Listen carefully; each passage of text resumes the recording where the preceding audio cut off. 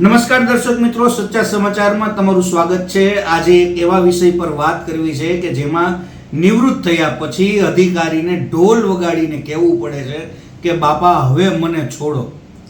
જી હા, આપણે વાત કરવી છે રાજકોટ સિવિલ હોસ્પિટલના નિવૃત્ત આરએમઓ સાહેબ ચાવડા સાહેબની। ચાવડા સાહેબ, સચ્ચા સમાચારમાં તમારું સ્વાગત છે। જી સર। ચાવડા સાહેબ, સીધી પહેલી જ વહેલી વાત કે ઢોલ શું કામ વગાડ્યો? સાહેબ, હું 30 ઓક્ટોબરે રિટાયર્ડ થઈ ગયો, મેં બધા ચાર્જ સોંપી દીધા અને મને એમ કે ચલો હવે લાઈફમાંથી આપણે થોડું એન્જોય કરીએ। પણ આજે એ વાતને 6 મહિનાને ઉપર 25 દિવસ થઈ ગયા, 21 દિવસ, છતાં પણ જે ઓનલાઈન સરકાર કહે છે નરેન્દ્રભાઈ મોદી કે ભાઈ ડિજિટલ ઇન્ડિયા, તો આજે ડિજિટલ ઇન્ડિયાની અંદર તમારે કોઈ પણ કામ હોય તો સાઈડ ઉપર 5 મિનિટની અંદર તમારું કામ થઈ જાય। અને મને અફસોસ એ થયો કે છેલ્લા 7 મહિનાથી હું જે ચાર્જમાં હતો, એટલે મારું સાઇટ ઉપર, પીડીઓ હોસ્પિટલના સાઇટ ઉપર જેટલા પીએમ પોર્ટલ છે એ દરેક જગ્યાએ મારું નામ, મેલ એડ્રેસ અને મોબાઈલ નંબર રહેતા। એ વખતે હું અધિકારી તરીકે જવાબદાર હતો, જવાબ પણ આપતો હતો। પણ પછી છૂટા થઈ ગયા પછી બીજા ઓર્ડર પણ થઈ ગયા, ચાર્જ પણ લેવાઈ ગયા અને મારી જગ્યાએ ડૉક્ટર હર્ષદ દુસરાએ ચાર્જ લઈ લીધો વિધિન 1 વીક, 6 તારીખે, જેનો ઓર્ડર પણ મારી પાસે છે। પણ 7 મહિનાથી, 6.5 મહિનાથી પોર્ટલ ઉપર હું કહીને થાકી ગયો કે ભાઈ હવે મારી પાસે કોઈ માહિતી હોતી નથી, કારણ કે હોસ્પિટલમાં હોતો નથી। તો તમે આ પોર્ટલ ઉપરથી મારું નામ અને નંબર ચેન્જ કરો કે જેથી લોકોને માહિતી મળી રહે અને પોલીસને કે જે કોઈ માહિતી જોતી હોય એ પોર્ટલ ઉપરથી મળી રહે અને કોઈ ક્વેરી હોય તો એ આપને પૂછી શકે। કારણ કે હવે મારી પાસે માહિતી ન હોય તો હું આપી ના શકું, હું આપું નહીં એટલે લોકોને એમ થાય કે આ કંઈક ખોટું બોલે છે, અથવા પોલીસને એમ થાય કે ભાઈ આ કંઈક ખોટું થઈ રહ્યું છે, છુપાવી રહ્યા છે। અને મારે ઘણી વખત ઘર્ષણ પણ થયા છે લોકો સાથે, પોલીસ સાથે પણ। એટલે મેં ગયા મહિને 14 તારીખે લેખિતમાં પણ આપ્યું, તબીબી અધિક્ષકને, કલેક્ટરને પણ એની જાણ કરી, કમિશનરને પણ જાણ કરી કે ભાઈ 5-5, 6 મહિનાથી હું હેરાન થઈ રહ્યો છું। આમ પોર્ટલ ઉપરથી મારું નામ અને મોબાઈલ નંબર રિમૂવ કરવામાં આવે કે જેથી લોકોને યોગ્ય માહિતી મળી રહે, પણ છતાંય કંઈ ના થયું।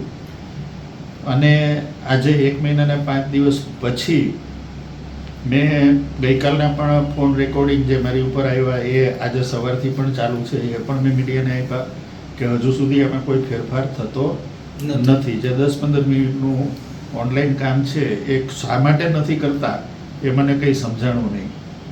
મને એ વિચાર આવ્યો કે રામાયણમાં લખ્યું છે કે કુંભકર્ણ છે એ 6 મહિના સૂતો, 6 મહિના જાગતો।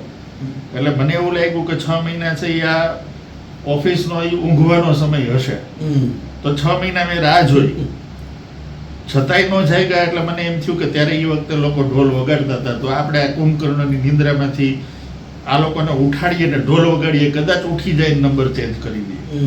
પણ આજે સવારે 10 વાગ્યાનું રેકોર્ડિંગ મારી પાસે છે, એ ડિવિઝન પોલીસ સ્ટેશનમાંથી મારી પાસે ફોન આવ્યો। મેં એ લોકોને પૂછ્યું કે ભાઈ તમે કઈ રીતે મને શું કામ ફોન કર્યો, ગઈકાલે છાપાઈ નથી વાંચતા તમે? તો કે ના સાહેબ, સ્ટીલ અત્યારે આ પોર્ટલ ઉપર તમારું નામ અને તમારો નંબર છે એટલે મેં તમને ફોન કર્યો।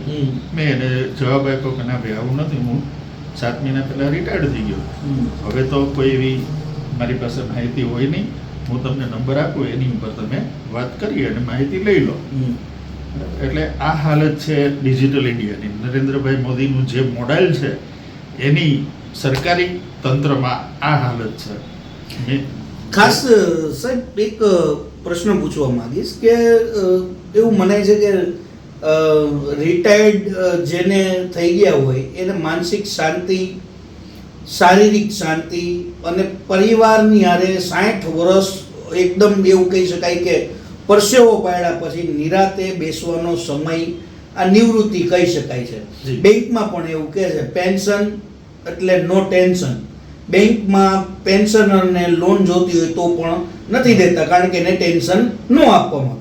પરંતુ આ રીતનું ટેન્શન, આ રીતની માનસિક રીતે હેરેસમેન્ટ કરવું અને શારીરિક રીતે તમને કેટલી તકલીફ પડે? ઘણી સાહેબ મેં કીધું ને કે મારે લોકોને જવાબ આપવા પડે, લોકોને એવું થાય કે આ માણસ ઠેકાડે છે, અને પોલીસને એમ થાય કે આ માણસથી મને માહિતી નથી આપતો. બહારગામથી જે દરરોજ લોકલ હોય તો એમને ખબર હોય કે સાહેબ રિટાયર્ડ થઈ ગયા છે, બરાબર. પણ પછી ગઈકાલના જે મારી પાસે જે બધા ફોન રેકોર્ડિંગ છે, વેરાવળ પોલીસ સ્ટેશનના છે, વાંકાનેર પોલીસ સ્ટેશન, બહારગામથી તો એ લોકો પોર્ટલ જોઈને જ આખી વાત કરતા હોય. અને જ્યારે આપણે પોર્ટલ જોઈને નંબર આપીએ કે ના ભાઈ હું રિટાયર્ડ થઈ ગયો છે, એ નંબર ઉપરથી યોગ્ય જવાબ ન મળે તો ફરી પાછું પોર્ટલ ઉપર જ ફરિયાદ થાય. PM પોર્ટલ ઉપર પણ ફરિયાદો થયેલી છે, જે હું ફોરવર્ડ કરું છું, એનોય પણ કોઈ જવાબ મળતો નથી. એટલે સંપૂર્ણપણે મારી માથે જે ટેન્શન આવીને ઊભું રહે. મેં કીધું કે પરમ દિવસે મારા મોટાભાઈ જે એક્સપેક્ટ થયા એની વિધિમાં હું બેઠો હતો, ત્યારે સતત મારા ફોન જે મેં રેકોર્ડિંગ મોકલ્યા છે એ વિધિ વખતે મારી માથે આવેલા ફોન છે. હું મારી શાંતિ તો ભૂલી જ જાઉં, પણ જે આવા દુઃખદ પ્રસંગની અંદર મારે આવા ફોનના જવાબ આપવા પડ્યા, અને પછી મને એમ થયું કે ના, આ તો બહુ વધારે ઊંઘ છે, આને ઉડાડવી જરૂરી છે. ખાસ સાહેબ એક પ્રશ્ન મારા મગજમાં એ પણ ઉપસ્થિત થાય કે તમે નિષ્ઠાપૂર્વક કામ કર્યું, તમે નંબર પોર્ટલમાં જનરેટ કરાવ્યો, શું સરકારી નંબર પોર્ટલની અંદર મૂકવામાં આવે તો તમને આ જે તકલીફ પડત એ ન પડત, પરંતુ એ નંબરની હાલત શું છે અત્યારે? સરકારી જે નંબર્સ છે કોવિડ વખતે બધાને આપેલા હતા, મારી પાસે પણ હતો એ નંબર, મેં બધી જગ્યાએ આપેલો હતો. કોરોના વખતે પહેલું પેશન્ટ 18 માર્ચ 2020ની અંદર જ્યારે આવ્યું ત્યારથી નોડલ ઓફિસર તરીકે મેં કામ કર્યું. 20થી 21 અને 22 સુધી મેં 24 કલાક મારા મોબાઈલ પર તમામ લોકોને માહિતી આપી છે, તમામ લોકોનું કામ કર્યું છે. બધાને ખ્યાલ છે, મીડિયાને ખ્યાલ છે કે રાજકોટની અંદર સિવિલ હોસ્પિટલની અંદર કંઈ પણ કામ હોય રાતના 2 વાગે 4 વાગે પણ આ નંબર ઉપર કોલ કરો અને એ મળશે 24 કલાક. એ વખતેના માનની કલેક્ટર શ્રી રેમ્યા મોહન મેડમ ઘણી વખત મને કહેતા કે સાહેબ ભયંકર રીતે તમારું વર્ક જાય છે અને તમે મહેરબાની કરીને 2-4 કલાક માટે તમારો મોબાઈલ સ્વિચ ઓફ કરીને સૂઈ જાઓ.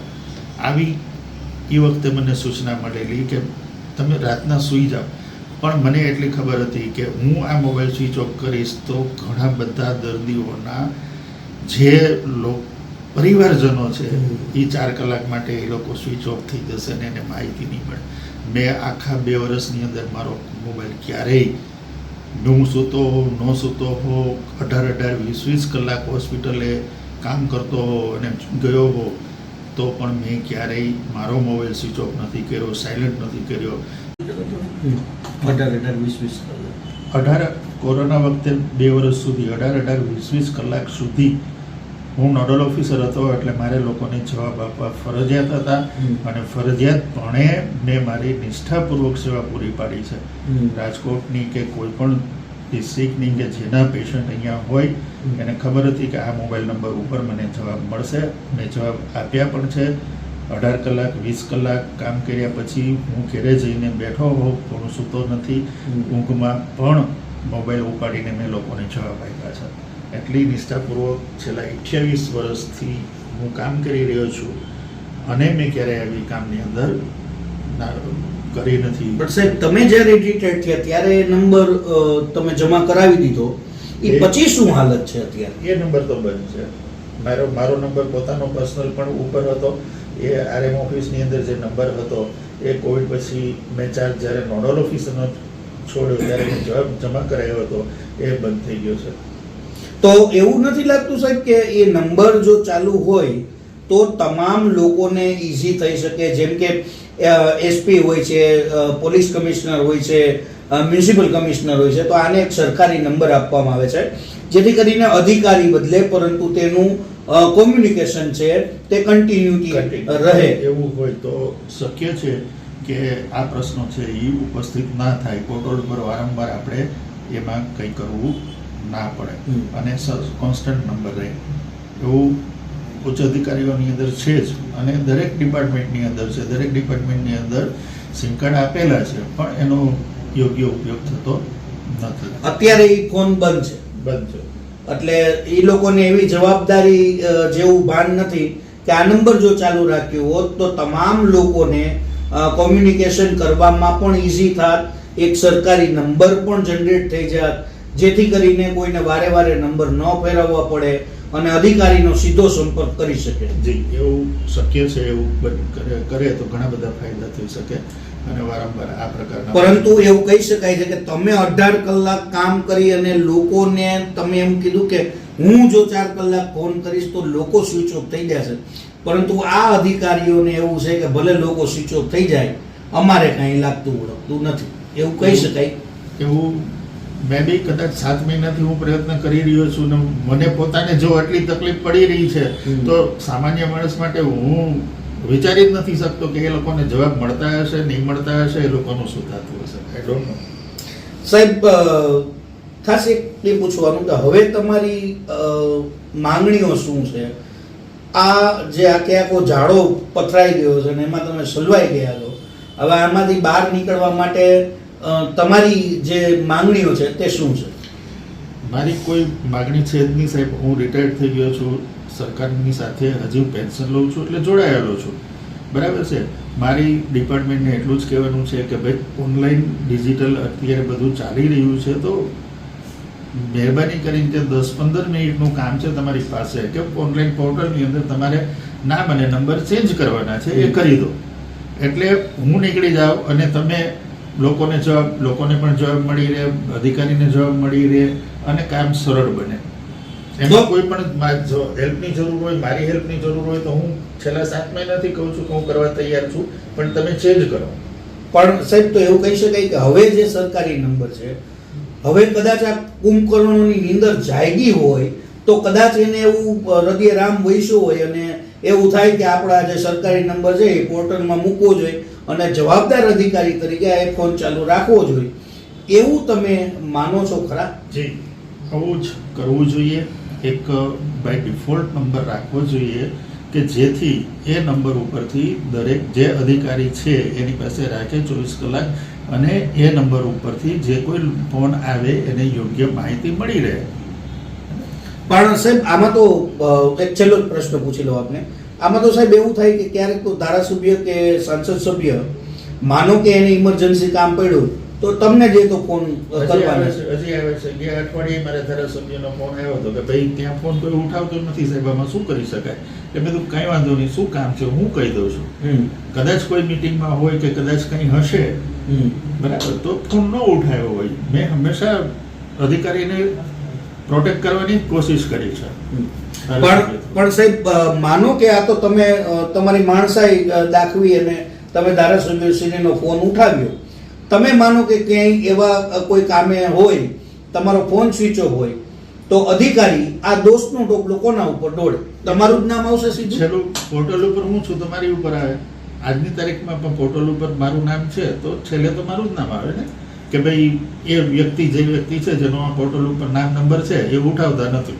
પણ સાહેબ, માનો કે કોઈ મોટી દુર્ઘટના બની, જી, તમે તો નિવૃત્ત થઈ ગયા, 7 મહિના તમે ઘરે આરામથી બેઠા છો. આમ તો ન કહી શકાય આરામથી બેઠા છો, કારણ કે તમે તો હેરાન જ થતા હોય, પરંતુ મોટી દુર્ઘટના બને છે કોઈ, તો જવાબદાર અધિકારી તરીકે જો કોઈ ઉપર કાર્યવાહી થાય તો તમારું નામ સીધું ઇનડાયરેક્ટલી જોડાઈ શકે છે? ડાયરેક્ટલી જોડાઈ શકે, ઇનડાયરેક્ટલી નહીં, ડાયરેક્ટલી જોડાઈ શકે છે. કારણ કે આ પોર્ટલના કારણે જોડાઈ શકે છે. કેમ કે જ્યારે પણ ઇમરજન્સી ઊભી થાય ત્યારે સિવિલ હોસ્પિટલનું પોર્ટલ ખોલો, તેમાં મારું નામ અને નંબર જ બોલે છે. એ લોકો મને જ કોન્ટેક્ટ કરવાના છે. જે લોકોને ખબર છે પર્સનલી મારી યારે 2-4 વખત વાત થઈ ગઈ હોય તો એને ખ્યાલ હોય કે કદાચ સાહેબ રિટાયર્ડ થઈ ગયા છે, પણ રિટાયર્ડ થઈ ગયા તો હવે નવું કોણ છે એનો તો કઈ માહિતી જ નથી કે એનો ફોન નંબર નથી, તો કોન્ટેક્ટ ક્યાંથી કરે? એ તો સીધો મને જ કોન્ટેક્ટ કરવાના છે કે સાહેબ ભલે રિટાયર્ડ તમે થઈ ગયા છો પણ હવે કોણ છે એની માહિતી તો આપો. એ તો માહિતી ક્યાંથી મળતી નથી. પરંતુ આ પોર્ટલ છે એ ગાંધીનગરથી અપડેટ થતું હશે? ગાંધીનગરથી પણ અપડેટ થાય છે, લોકલ લેવલેથી. ધારો કે મારા આઈડી પાસવર્ડ હોય તો મારા આઈડી પાસવર્ડથી પણ હું લેટર લખી અને એને ચેન્જ કરી શકું. પણ એ તો મારું આઈડી પાસવર્ડ મેં જ બનાવેલું છે તો મારા જ આઈડી પાસવર્ડથી એ ચેન્જ થઈ શકે અને સરકારમાં આપણે જાણ કરવી પડે કે ભાઈ આ વ્યક્તિ છે એ રિટાયર્ડ થઈ ગયા છે અને આનો અમે ચેન્જ કરી ગયા છીએ. પણ એની માટે એક ટીમ તો કાર્યરત હશે જ ને? છે આખી HR મેનેજર પેલા આખી કોમ્પ્યુટર સિસ્ટમ મેનેજર છે, સિસ્ટમ મેનેજર આખી. અચ્છા. એની અંદરમાં 10-15 માણસો કામ કરે છે જે આખી ઓનલાઈન સિસ્ટમ પરંતુ તો હવે એ 10-15 માણસોનો હિસાબ કરવા જાય તો એ માણસો તો એસીમાં બેહીને મજા કરવાની એની જેવું જ છે ને, કારણ કે આ તો જવાબદાર વાળી વાત હતી. એ તો સરકારમાં છે ભાઈ. આજે કોઈ પણ સરકારી ઓફિસની અંદર તમે જાઓ, હું મારી જ વાત કરું, મને પોતાને ખબર છે કે મારે પ્રમોશન જોતું હોય કે નોકરી જોતી હોય તો CCC+ એક્ઝામ મારે કોમ્પ્યુટરની પાસ કરવી ફરજિયાત છે, કારણ કે એ હવે ઓનલાઈન આખો જમાનો છે. હા. પણ હું આજની તારીખમાં કહું કે તમે સિવિલ હોસ્પિટલે જાઓ અને જે લોકોએ સર્ટિફિકેટ આપ્યા છે CCC ના કે CCC+ ના કે ભાઈ એમને આવડે છે, એને ખાલી કોમ્પ્યુટર સામે બેહાડીને કહો કે આ કોમ્પ્યુટરને ચાલુ કરી દો ને મને વર્ડ ખોલી દો. 50% માણસોને કોમ્પ્યુટર ચાલુ કરતા નથી આવડતું, પણ એની પાસે સર્ટિફિકેટ છે. આ હું અત્યારે કહું છું. માત્ર સિવિલ હોસ્પિટલની વાત નથી કરતો, બીજી પણ ગવર્મેન્ટ સંસ્થાઓની વાત કરું છું. જૂના લોકો છે એ લોકોને કોમ્પ્યુટર વિશે કોઈ માહિતી નથી, સર્ટિફિકેટ છે અને પ્રમોશન પણ મળી ગયું. પ્રમોશન એટલે એવું જ કહી શકાય કે આની અંદર જે 10-15 લોકો બેઠા છે, જે કોમ્પ્યુટરનું આખું જે ડિપાર્ટમેન્ટ તમારું બનાવેલું સિવિલનું, એમાં પણ ક્યાંક આવા ગોબાગાડી વાળા માણસો હોઈ શકે છે. મે બી એ લોકોની તો કોમ્પ્યુટર જ જોબ છે ને કોમ્પ્યુટરની સર્ટિફિકેટ સાથે જ એને લીધા હોય કે જેની માસ્ટરી છે કોમ્પ્યુટરની અંદર. પણ માસ્ટરી છે તો માસ્ટરીમાં તમારું નામ જેવો અધિકારી બદલે એટલે તરત નામ તરત ચેન્જ થઈ જાય છે.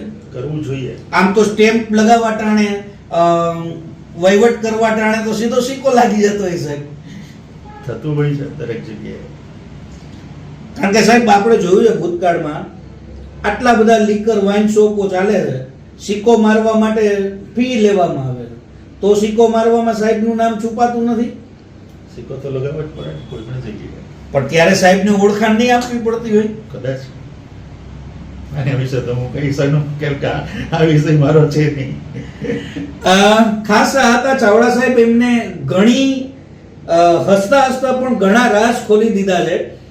એવું કહી શકાય છે કે આ કુંભકર્ણની નીંદરમાંથી હવે તંત્ર જાગે અને જે આવા નિવૃત્ત અધિકારી છે, જે નિવૃત્ત થઈ ગયા છે, માનસિક રીતે એને શાંતિ જોઈએ છે. કારણ કે કોવિડના ટાઈમમાં 18 કલાક અને પોતે એવું કહી રહ્યા છે કે હું 4 કલાક ફોન રાખું તો લોકોનું જિંદગી સ્વિચ ઓફ થઈ જાય, તેના કારણે થઈ અને તે ફોન ચાલુ રાખતા હતા અને એક જવાબદાર અધિકારી તરીકે તેમને પોતાની ફરજ અદા કરી છે. પરંતુ હવે તે એક જ તંત્રને વિનંતી કરી રહ્યા છે, ગુહાર લગાડી રહ્યા છે કે મને બાપા હવે આમાંથી છોડો, મને આમાંથી બાદ કરો, કારણ કે મારે મારી નિવૃત્ત લાઈફ જીવવી છે.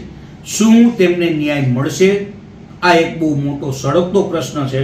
તંત્ર વહેલી તકે જાગે અને આવા જે નિષ્ઠાવાન ડોક્ટર છે, નિષ્ઠાવાન આરોગ્ય RMO છે, તેમને ન્યાય આપે અને તેમને પોતાની જિંદગી જીવવાનો હક આપે.